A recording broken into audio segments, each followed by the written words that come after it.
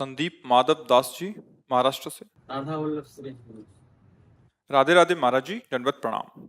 महाराज जी, ऐसे तो मन शांत रहता है, पर विषय सामने आते ही ये विचलित होता है गलत महाराज जी। गलत गलत। अभी अंदर ही नहीं हो तुम।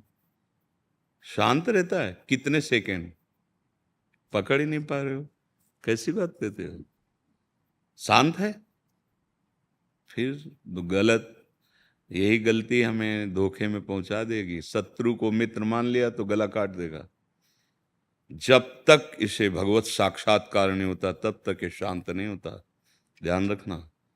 दिखाई नहीं दे रहा तुम्हें इसलिए तुम्हें ये कभी शांत नहीं होता।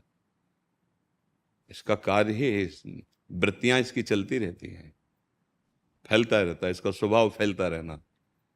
जैसे बंदर एक डाल से दूसरी डाल तीसरी, ये ऐसे फांसता रहता है। रागात्मक द्वेषात्मक। अनुकूल विषय हुआ तो रागात्मक, अनुकूल विषय व्यक्ति वस्तु स्थान तो रागात्मक, प्रतिकूल वस्तु व्यक्ति स्थान तो द्वेषात्मक। ये विचरता ही रहता है। मना खष्टान इंद्रियाणी प्रकृति स्थान निकल। भगवान कह रहे हैं, औरों की तो बात जाने दो। आप कहते हो तब तक शांत रहता है, तो कहाँ शांत रहता है? कहाँ देखा है तुमने शांत होते? कहाँ स्थित रहता है? ये देखो, अनुभव की बात और पढ़ी लिखी बात ये अलग होती है। जब उसका अनुभव करोगे तब आप देखोगे। एक बार इस शांति के मार्ग में प्रवेश कर गया फिर ये नहीं हट पाएगा। हटाना भी चाहोगे तो यह नहीं हट पाएगा। शांत भगवान का स्वरूप है। भगवान का जब ध्यान का विषय आता है, भगवान हरि के नहीं कहते शांताकारम, और भगवत भाव में सबसे पहला भाव है शांत भाव, फिर दास्य भाव, फिर सख्य, फिर वात्सल्य, फिर कांता सहचरी भाव जो है। तो शांत, कुछ क्षण शांत रहता है। आप उस क्षण पकड़ो और हमें बताओ कि आपका मन कहाँ था जब आपने अनुभव किया कि ये शांत था। आप हमें बताओ, आपने अनुभव किया कि वैसे तो मन शांत रहता है, पर जब विषय देखता है तो विचलित हो जाता है। आप देखो कहाँ शांत रहता है। अगर जहां शांति थी तो उस स्थान का नाम है संसार चिंतन का त्याग। त्यागा शांति अनंतरम। जब संसार के विषयों का ही त्याग और शांति का अनुभव, तो जाएगा कहां? क्योंकि उसने अनुभव कर लिया है कि सब मिथ्या है, तभी तो शांति की तरफ आ रहा है। कहाँ जा रहा है? इसका मतलब हम अभी जैसे स्वप्न में अपने को देखते हैं जगा हुआ क्रियारत, लेकिन वास्तविक हम उस समय जगे नहीं होते। समझ रहे ना? स्वप्न में हम जैसे देख रहे हैं कि हम बाजार गए, सामान लाए, खाया पिया, लड़ाई झगड़ा, दुख सुख सब देखते हैं, लेकिन उस समय कुछ नहीं होता।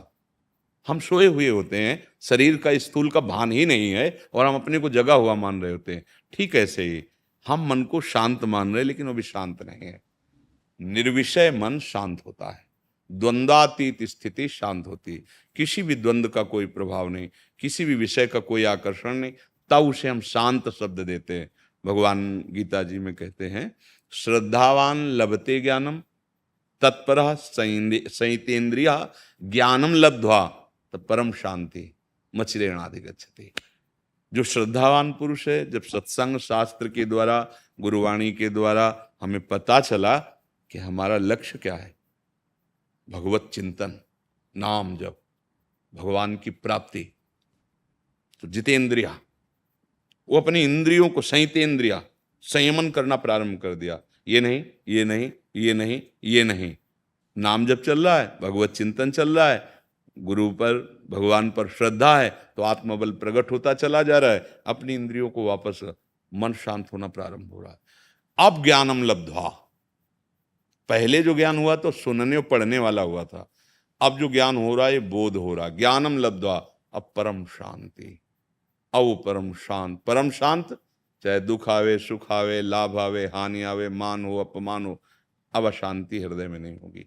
क्या होता है, कभी कभी सात्विक भाव, तीन भाव है ना, सतोगुण रजोगुण तमोगुण, तो सात्विक भाव आया तो ऐसे बहुत प्रसन्नता होती है, नाम जप में मन लगता है, भगवत कथा सुनने में अच्छा लगता है, पर वो माया जनित गुण है, वो अभी भाव स्थिति नहीं। फिर अचानक भाव बदल जाता है, ना भजन में मन लगता है, ना किसी से बात करने का मन होता है, एक अशांत प्रवृत्ति होती है। कभी कभी मन भोगों में एकदम चला जाता है, कभी मन निद्रा आलस्य प्रमाद में चला जाता है। वही भजन करने वाला, उसकी ये गुणों का प्रभाव हो रहा है। अभी मन शांत नहीं होगा। शांत जब गुणातीत होगा, जब तीनों गुणों के ऊपर उठेगा तब ऐसा होगा। पर जहां आपको लगता है कि हमारा मन विचलित हो रहा है, हम नहीं संभाल पा रहे हैं, उस समय मन से निरपेक्ष हो जाओ। जो तुम्हें ले जा रहा है, तुम्हें नहीं जाना चाहिए, तो मत उसका सपोर्ट करो। समझ पा रहे? उसका काम है तुम्हें तदात्म करना। जैसे वो किसी भोग की तरफ जा रहा है तो तुम्हें एकदम घसीटेगा। जहां आपने स्वीकार किया कि ये मन जहां आकर्षित कर रहा है, मुझे भोगना है, अब आप बच नहीं सकते, आपको भ्रष्ट करेगा। और जहां आपने बीच में रख दिया कि ये मन जो है असत चिंतन करा रहा है, मुझे भोगों में ले जाना चाहता है, नहीं नहीं नहीं, राधा राधा राधा राधा राधा राधा राधा राधा, हे प्रभु, हे करुणामय गुरुदेव, बचाओ, देखो ये मन गलत मार्ग, बच जाओगे। जहां आपने अंदर ही अंदर सपोर्ट दे दिया, हाँ, अब नहीं बच पाओगे। समझ पा रहे हो ना? वो बलवान है तुम्हारी ताकत से, तुम्हारी स्वीकृति ही उसकी ताकत है। हाँ, देख लो, अब नेत्रेंद्रिय मन मिल गया, वो देखेंगे जबरदस्ती। हाँ बोल, अब वाकेंद्रिय मन मिल गया, बोलेगा। ऐसे हर इंद्रियों का संयोग लेकर के मन पतित होता रहता है। वहां तुम्हें मन को सपोर्ट नहीं दे। ये बहुत बड़ी सूक्ष्मता है, इसमें घंटा 2 घंटा नहीं लगते। सोचना और वो अपने में लिप्त करना एक साथ करता है मन। दृश्य देखा तो आप दृश्य देख रहे हैं, मन और नेत्रेंद्रिय नहीं।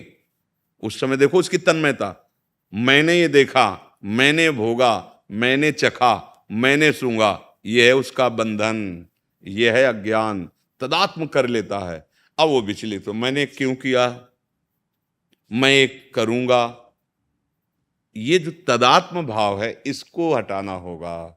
आपको दृष्टा बनना होगा। अच्छा, तू गंदी बात सोच रहा है, नहीं सुनना तेरी बात, नहीं सपोर्ट करना तेरे। अब वो जलाएगा, उसको सह जाओ, महान हो जाओगे। टूट गए, बिखर जाओगे।